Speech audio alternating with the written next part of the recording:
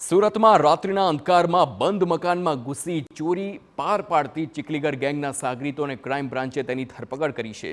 આપને જણાવી દઈએ કે 27 ડિસેમ્બરે કતારગામમાં ફરિયાદીના ઘરમાં ઘરફોડ ચોરી થઈ હતી। મકાન માલિક અંબાજી ફરવા ગયા હતા અને ત્યારે જ તસ્કર ટોળકીએ ઘરમાં ઘૂસી 9,78,000ના મુદ્દામાલની ચોરી કરી હતી।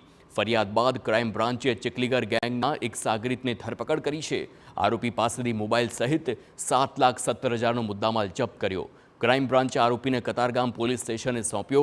હજુ આ કેસમાં 2 આરોપી પોલીસ પકડથી दूर છે। आरोपी को भरी माता रोड चौक बाजार से पकड़ लिया गया है।